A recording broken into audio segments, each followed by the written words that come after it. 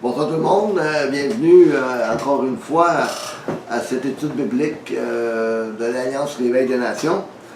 Je continue toujours notre étude sur l'état de notre monde. Et on sait très bien jusqu'à quel point notre monde ne va pas si bien que ça de ce temps-ci. On va vous parler de la venue de Jésus et comment les gens ont perçu ça à l'époque, cette venue-là. Vous savez, quand on va dans un hôpital pour voir des bébés, c'est-tu beau des bébés? Hein? On a le goût de, surtout les mères ont le goût de... Des manches. Des prendre, des bercer, des cajoler.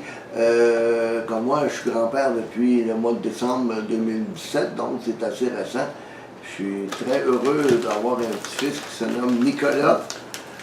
Et c'est normal d'avoir ce désir de se reproduire, ce désir d'avoir des descendants. Et je suis bien heureux de ce côté-là. Mais à l'époque de Jésus, quand Jésus est venu au monde, il y avait des gens qui n'étaient pas bien heureux de ça. J'aimerais commencer dans un texte de base, dans l'Évangile de Matthieu, chapitre 2, versets 1 à 3. Si vous permettez, mon texte il est déjà écrit sur ma feuille, donc ça va me permettre d'aller un petit peu plus vite. Et si j'ai d'autres versets qui me viennent à l'idée, mais je me servirai de ma Bible. Donc, dans Matthieu 2, de 1 à 3, Jésus étant né à Bethléem en Judée, au temps du roi Hérode, voici des mages d'Orient arrivèrent à Jérusalem et dirent, où est le roi des Juifs qui vient de naître? Car nous avons vu son étoile en Orient, et nous sommes venus l'adorer. Le roi Hérode, ayant appris cela, fut troublé, et tout Jérusalem avec lui. Dans le texte de ce soir, Matthieu met en évidence un fait historique connu de tous les temps. La naissance de Jésus-Christ, le Fils de Dieu, qui est venu ici-bas, premièrement, vivre une vie parfaite et mourir en sacrifice pour notre propre péché. Vous savez, le mot Bethléem vient de l'hébreu Beth, qui veut dire maison, et Léhem, ça veut dire pain. Donc, Bethléem, c'est la maison du pain. Et on pourrait prendre l'image comme telle, quand Jésus dit « Je suis le pain qui est descendu du ciel », c'est une image qui vient de me revenir comme ça tout bêtement. Et ça nous montre comme quoi que Jésus est réellement ce pain qui a été offert au monde afin de nous donner la vie. Mais le véritable pain, vous savez, on a besoin de pain. Jésus a dit « L'homme ne vivra pas de pain seulement, mais de toute parole qui sort de la bouche de Dieu. » Le pain est nécessaire. On peut vivre un certain temps sans manger. Jésus, d'ailleurs, a vécu à peu près 40 jours sans manger lorsqu'il a fait son jeûne, si on peut dire, dans le désert. Mais après, il a fallu qu'il mange pour pouvoir vivre. Le corps humain a besoin de nourriture spirituelle pour pouvoir vivre. Nourriture physique, c'est-à-dire.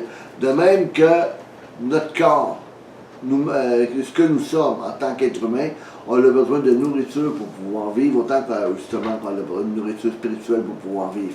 D'ailleurs, je partageais avec des frères et des sœurs tantôt, avant que je fasse cette vidéo, c'est que si on se parle entre nous, on va dire telle personne, on va nommer un frère ou une sœur, on va dire c'est une personne. Mais pourtant, quand on meurt, on n'est plus une personne, on est des cadavres. Pourquoi? Parce que uniquement le mot personne, nefesh en hébreu, veut dire âme, roua veut dire esprit, comme pneuma en grec veut dire aussi esprit. Ou, ouais, c'est ça, esprit. Psyché, c'est âme. Donc, on voit réellement qu'on est des personnes à cause de notre corps. Puis ce corps-là nous a conduits au péché. On est venu au monde avec une nature pécheresse.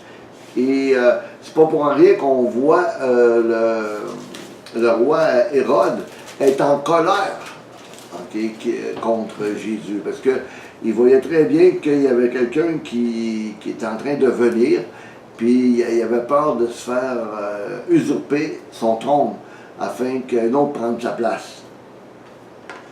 Donc Bethléem en Judée, pour distinguer cette ville d'une autre ville du même nom, qui se trouvait dans la tribu de Zabulon. On le trouve, on ne lira pas ce soir tous les textes, dans Josué 19,15. Notre Bethléem, nommé aussi Ephrata, Genèse 35, 16 à 19, était une très petite ville, située dans la tribu de Juda, à 2 lieues au sud de Jérusalem. Vous savez, je lisais cet après-midi lors de la prophétie biblique concernant cette prophétie où est-ce que quand Jésus est venu, puis que le roi Hérode s'est mis en colère, il a fait tuer dans la région des enfants de 2 ans et moins. Puis il dit ainsi s'accomplit la prophétie concernant Jérémie, le prophète, concernant qu'il y aurait des enfants qui mourraient à cause de ça. Et quand on regarde dans le texte, parce que dans l'Ancien Testament, et même Flavius Joseph, qui est un historien juif du 1er siècle, ne le rapporte pas. Parce que Bethléem, c'était une petite ville, c'était un petit village. Il pouvait y avoir peut-être 10-12 enfants qui sont faits assassiner, là. En comparaison de tout ce que le roi Hérode faisait pour se maintenir au pouvoir. C'est pas pour rien qu'elle avait dit que quand le roi Hérode a vu qu'il y avait un Messie, un roi, qui venait au monde, il fut troublé, puis tout Jérusalem avec lui. C'est pas Jérusalem qui était troublé parce que le Messie était venu. Parce qu'il était troublé comment que le roi Hérode était pour réagir. Parce que quand il se sentait en danger, et qu'il y avait un danger de se faire usurper son trône, il faisait massacrer les gens. Puis là, les gens, ils avaient peur. Ils avaient réellement peur. Et c'est pour ça que la Bible nous relate comme tout Jérusalem fut troublé avec lui. Pas du bébé, des conséquences de la venue de ce bébé. Donc, qui était le roi Hérode? Il était surnommé le roi, le grand-fils d'Antipater. Ce fut lui qui fondait la dynastie de sa famille iduméenne, les Édomites. Les Édomites, là, pour les gens qui, des fois, ils se demandent d'où ça vient, mais c'est Ésaü. Le fils d'Édom, c'est Ésaü. Il y a eu Ésaü et Jacob. Jacob a changé de nom pour Israël, qui est la lignée juive. Tandis que Ésaü, c'est réellement les Édomites. Puis les autres, qu'est-ce qu'il a fait? Lui, il a fait périr les rejetons de la race asmonéenne des Maccabées.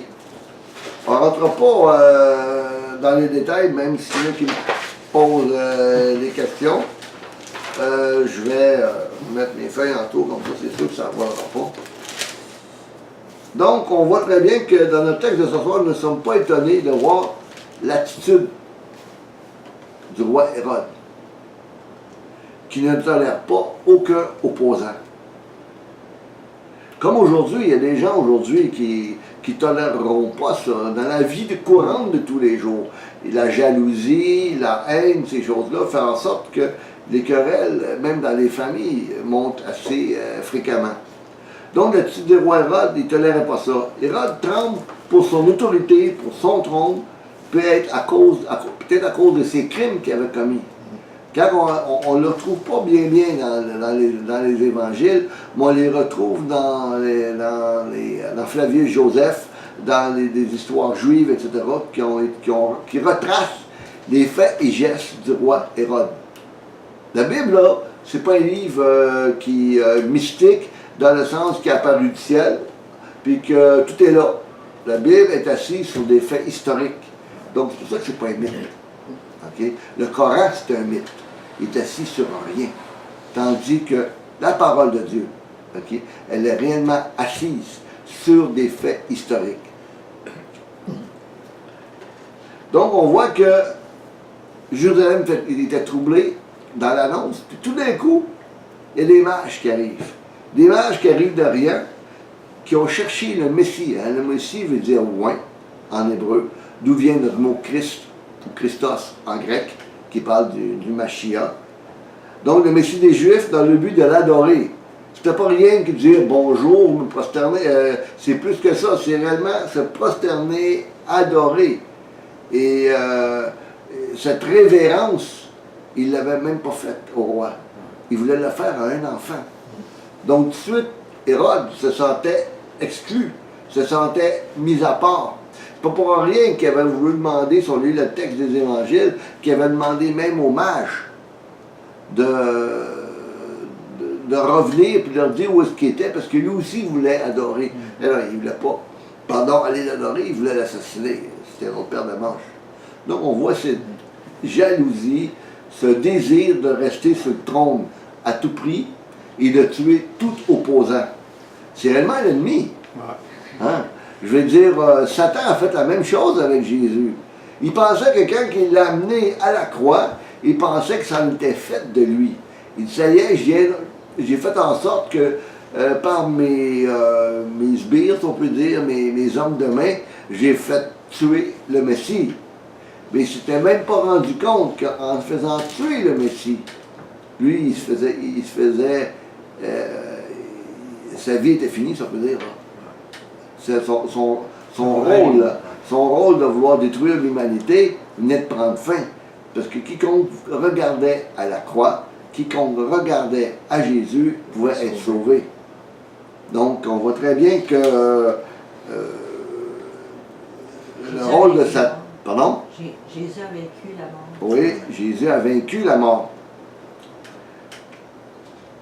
Donc, c'était réellement difficile pour lui d'avoir un prétendant au trône. Trop, c'était trop. Donc, quel contraste avec les mages venus d'Orient. Et le roi Hérode qui fut assassiné à les enfants de moins de 2 ans. Dans Matthieu 2,10, quand ils virent l'étoile, ils se réjouirent d'une forte grande joie. Il y avait une joie immense. Puis quel est le contraste du roi Hérode? Il était enragé. Eux, il y avait cette joie-là. Puis pourtant, ce n'était pas des Juifs, là. Il y a des gens qui pensent qu'ils venaient peut-être de Perse. La Perse, c'est l'Iran d'aujourd'hui. Donc, c'était des gens qui venaient d'une très lointaine, très lointain pays.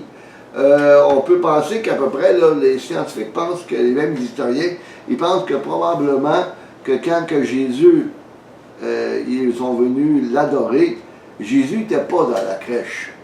Et comme on pense aujourd'hui que les rois mages sont venus adorer Jésus dans une crèche. Si on lit les évangiles, on va se rendre compte qu'ils sont venus dans sa maison. Et probablement, Jésus avait probablement à peu près 2 ans quand c'est arrivé. Probablement. Donc, je veux dire, pas pour rien qu'ils ont mis de la myrrhe, de l'encens, de l'or, etc. Et ces choses-là l'ont aidé, justement, pour quand il a fui en Égypte. Ça a été quelque chose qui a été capable de changer pour pouvoir vivre puis survivre dans un pays lointain.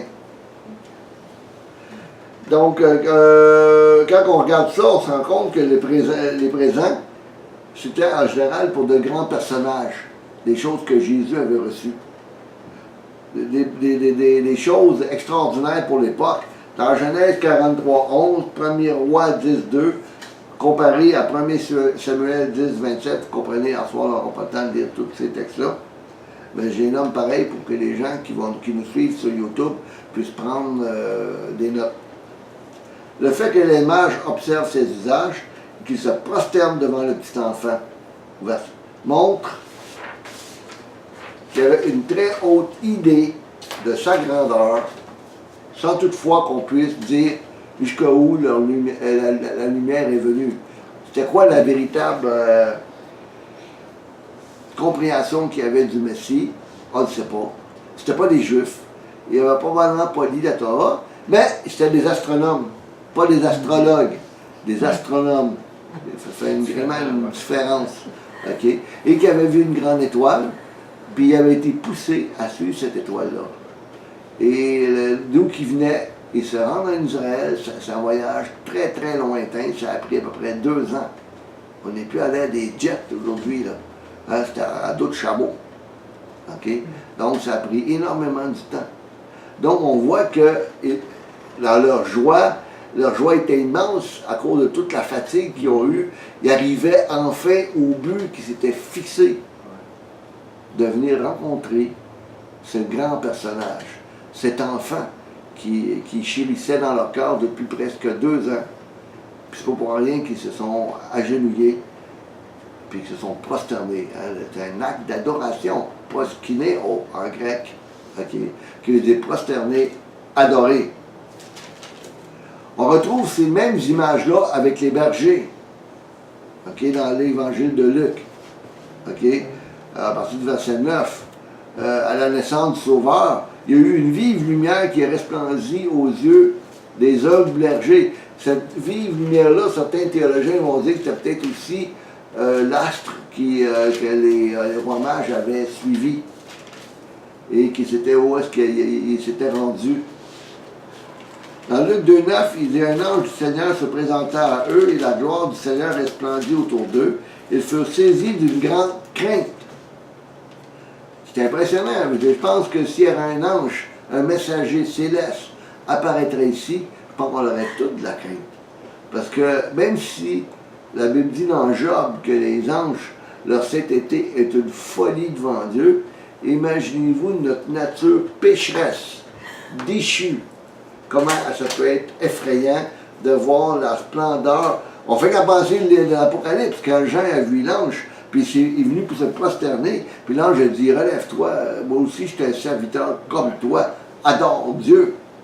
Il était tellement pris par la grandeur de l'ange, par la magnificence, par son éclat, qu'il était sur le bord de perdre la carte, puis se prosterner. Donc, ils ont une gloire qui est céleste, une gloire que on ne peut pas imaginer. Hein? Puis c'est cette crainte-là qui les avait amenés à avoir une forme de révérence. Dans Jacques 4,6, mais il donne une plus grande grâce. C'est pourquoi il dit, Dieu résiste aux orgueilleux, mais il donne la grâce aux humbles. Soumettez-vous donc à Dieu. Chose qu'Hérode n'avait pas voulu faire. Il ne voulait réellement pas. Lui, qu'est-ce qu'il voulait? C'était tuer l'enfant. Tandis que les autres, ils s'étaient approchés, ils avaient accepté cette espérance-là. Les bergers étaient venus, puis les bergers, là, ils étaient reconnus parmi la population juive, surtout parmi les pharisiens et les sadducéens, etc. C'est maudit qui n'observent pas la loi. Pourquoi? Parce qu'un berger était dans le champ. Il pouvait partir avec son troupeau là, tout un été de temps. Mais il ne faisait pas le Shabbat. Il ne pouvait pas dire à son troupeau, écoute, on se reverra demain. Je veux dire, il fallait réellement qu'il protège tout le temps les brebis. C'est exactement la même chose. Il ne pouvait pas. Puis pourtant, malgré tout ça, Dieu regarde au cœur. Puis il s'était approché de personnes que les gens dans la populace méprisaient. Le plus, c'est maudits qui n'observent pas la loi. Donc, on voit très bien quand on regarde notre texte et qu'on regarde l'histoire un petit peu de la venue du Messie à l'époque d'Hérode, dans Matthieu 2, 16, 18, nous voyons que Hérode, voyant que les mâches étaient jouées de lui, fut fortement en colère. Puis il envoya et fit tuer tous les enfants qui étaient dans Bethléem et dans tout ce territoire, depuis l'âge de 2 ans au-dessous, selon le temps dont il s'était enquis exactement auprès des mages. Alors fut accompli ce qui avait été dit par Jérémie le prophète, disant, une voix a été ouïe à Rama, des lamentations et des pleurs et de grands gémissements. Rachel pleurant ses enfants, elle n'a pas voulu être consolée parce qu'ils ne sont pas. Donc, le massacre de Bethléem, exécuté quelques semaines après la naissance du Sauveur, a été l'un des tout derniers actes du règne d'Hérode. Hérode est mort pas même longtemps après.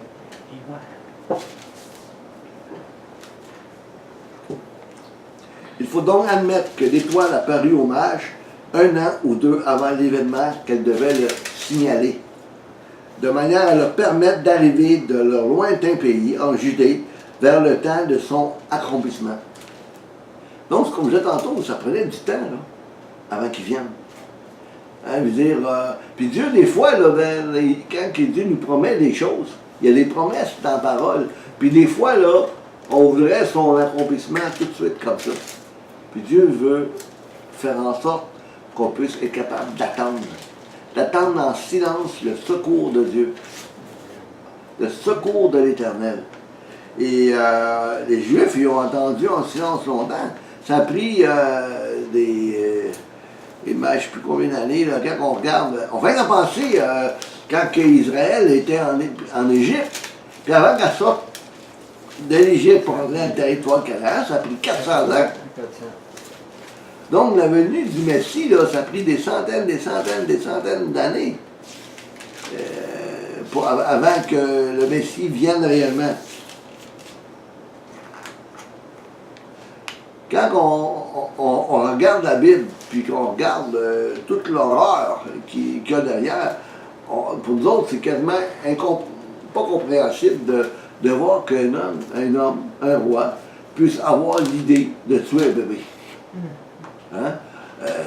Malheureusement, aujourd'hui, dans notre société, des fois on trouve ça, c'est effrayant, qu'est-ce qui se passait à l'époque. Mais on n'a rien qu'à penser réellement comment que c'est aujourd'hui. On n'a rien qu'à penser à l'avortement. Puis je m'excuse d'être pas politico-correct. Je veux dire, quelle différence qu'il y a entre voir tuer un bébé froidement qu'un couteau, puis d'empêcher un enfant de naître. Okay? Puis de l'assassiner dans le sein de sa mère. Je m'excuse, mesdames, qui vont vouloir m'écouter, qui vont peut-être être insultées, mais c'est un meurtre. Okay? Parce que si votre mère, ou notre mère, nos parents, nous auraient empêché de venir au monde, il n'y a personne qui serait ici. Okay? Et oui, ça peut être, oui, ça appartient, je veux dire, l'enfant appartient, est dans le corps de la femme, mais l'enfant, c'est une vie à part. Et cette vie, ça lui appartient. Puis il a le droit de vivre comme tout le monde. Vous savez, pourquoi que ça arrive des choses comme ça? C'est que tout simplement, Satan, c'est le prince de ce monde. Satan, c'est le Dieu de ce siècle. Satan, c'est celui qui est dans le monde. C'est celui qui... puis c'est vraiment lui qui tourne pour nous essayer de nous détruire. Comme étant le prince de ce monde, dans Jean 12, 31, maintenant est le jugement de ce monde. Maintenant, le chef de ce monde sera jeté dehors. Jésus a fait face lors de la tentation dans le désert. Il a cité la parole. Il a dit, il est écrit, il est écrit, il est écrit. Qu'on doit apprendre comme croyant à faire exactement la même chose. Pas Dieu me dit, mais plutôt il est écrit. Okay? Dans Jean 14, 30, je ne parlerai plus beaucoup avec vous, car le chef du monde vient, puis il n'y a rien de moi. Hein? L'Esprit de Dieu avait fait en sorte que les bergers avaient de la crainte, puis il y avait aussi de la joie. Les mages qui n'étaient même pas des Juifs, en hébreu on appelle ça des goïs, des gentils comme nous, puis ils étaient remplis de joie. Et ça fait penser aux prophéties de l'Ancien Testament concernant Abraham, comme quoi qu'une multitude de nations sortira de ton sein. Donc on voit très bien que Dieu aime tout le monde, puis appelle tout le monde à se repentir, puis à changer de conduite. Satan est le Dieu de ce siècle, dans 2 Corinthiens 4,4, en lequel le Dieu de ce siècle a aveuglé les pensées des incrédules pour que la lumière de l'évangile de la gloire du Christ, qui est l'image de Dieu, ne resplendit pas pour eux. Je pense que la version Martin que j'avais choisie sans m'en rendre compte. Donc, on voit très bien que Satan a aveuglé. Il nous a rendus incrédules, la majorité. Et les gens, en général, ne veulent pas lire la Bible, puis ils ne se rendent pas compte que ce livre-là, l'importance qu'il peut avoir pour une vie. Pour ma part, à moi, c'est le plus beau livre de ma vie. Ça fait 37 ans que je le lis, et je le lis encore, je le médite encore, et je n'ai jamais été capable de voir, de comprendre sa profondeur dans tout son entier, tellement que ce livre-là est profond. Parce qu'il vient toucher l'esprit, il vient toucher notre âme, il vient nous transformer, puis il vient nous rendre, et nous transformer de gloire en gloire. Satan est celui qui est dans le monde. 1 Jean 4,4. Pour nous, enfants, vous êtes de Dieu et vous les avez vaincus, parce que celui qui est en vous est plus grand que celui qui est dans le monde. On a la victoire contre lui maintenant aujourd'hui. On a mis Satan a été mis sous nos pieds. Ce que Dieu nous reproche, parce qu'ils ont suivi, parce que simplement, même si cette lumière-là est venue, que Jésus est venu dans le monde, pas un 25 décembre, c'est une fête païenne, puis je ne rentrerai pas là-dedans, OK, mais c'est là que malheureusement les supposés chrétiens se réunissent avec des gens qui ne connaissent pas Dieu. Mais Jésus est venu afin de nous racheter de notre mauvaise manière de vivre, des penchants de notre cœur. Puis cette semaine, je lisais dans Jérémie, le prophète, qu'est-ce que Dieu reproche à l'humanité à partir du prophète Jérémie. Parce que tout simplement, il parle à Israël, mais il parle aussi à nous, parce que les Israélites, ce sont des êtres humains comme nous. Et Israël était là pour être une lumière parmi les nations, afin d'attirer tous les hommes à elle. Donc, ce que Dieu reproche, il dit ceci, parce qu'ils ont suivi les penchants de leur cœur. Pourquoi, frères et sœurs ou les amis qui vont nous écouter sur le web, pourquoi vous êtes malheureux? Parce que vous suivez les penchants de votre cœur. Vous ne cherchez pas Dieu, vous ne recherchez pas sa gloire, vous ne recherchez pas à plier les genoux devant lui, parce que tôt ou tard, vous allez plier pareil. À votre mort, vous allez plier devant lui. Donc, ce que Dieu nous reproche, encore une fois, ce qu'on cherche, ce qui nous plaît, les penchants de notre cœur. Puis dans le contexte, il disait, ils sont allés après les Baals, comme leur père leur ont appris. Donc, dans Jérémie 9, verset 13, puis verset 14, souvent, certaines traductions. Bien souvent, on apprend les mauvaises choses de nos parents quand ils ne sont pas convertis. Un enfant qui a un problème de boisson jeune, ça pourrait peut-être que c'est le père qui l'a conduit à agir comme ça. L'inceste de la famille, la drogue de la famille, on pourrait dire un paquet de choses. On suit les instincts maléfiques de notre nature déchue. Car toutes les nations sont incirconcises. Et toute la maison d'Israël a le cœur incirconcis. Il faut penser dans l'Épître aux Romains, tous ont péché, tous sont privés de la gloire de Dieu. Nous sommes perdus, l'humanité entière est perdue. Puis les gens, ils se croient bons. Mais quand vous comparez votre bonté à un Dieu saint, vous allez vous rendre compte qu'on n'est pas si bon que ça. Parce que ça mettrait en lumière réellement qu'est-ce qui se passe dans nos vies, il n'y a personne qui voudrait nous parler. Et le prophète Jérémie, il va encore plus loin, il dit le pays est rempli d'adultère. Il y a dans Jérémie 23, 10, dans Jérémie 23, 11 et 12, je ne lirai pas le texte parce que le temps se raccourcit, il dit même que les prophètes et les sacrificateurs sont corrompus. Il dit même dans ma maison, on se retrouve avec des faux bergers, des faux pasteurs qui prêchent des fausses doctrines, qui ne veulent pas se repentir. Dans Jérémie 23, 13 à 14, on voit très bien aussi que Dieu condamne la Samarie au nord, les 10 tribus d'Israël, comme quoi qu'ils ont été vers Baal, que les prophètes ont fait des choses horribles.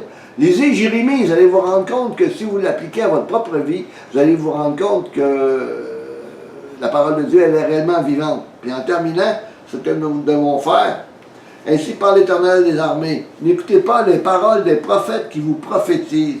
Ils vous entraînent dans des choses de néant. Ils disent les visions de leur cœur, et non ce qui vient de la bouche de l'Éternel. Ils disent à ceux qui me méprisent, l'Éternel a dit, vous aurez la paix.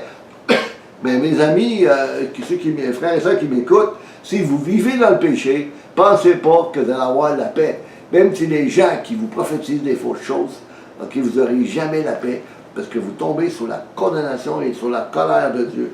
Il dit à tous ceux qui suivent le penchant de leur cœur, il ne n'arrivera aucun mal. Qui donc a assisté au conseil de l'Éternel pour écouter sa parole, qui a prêté l'oreille à sa parole et qui l'a entendu? C'était le message de Jérémie. C'est qui m'écoute ce soir? C'est qui m'écoute pour vous dire repentez-vous? Parce que même toutes les cérémoniels que vous pouvez faire, Dieu ne vous écoute pas. Qu'on puisse comprendre que si on veut réellement avoir la bénédiction de Dieu, il faut se repentir, changer de voie, changer de conduite. Sinon, c'est le jugement qui nous attend, malheureusement. Amen. Que Dieu vous bénisse.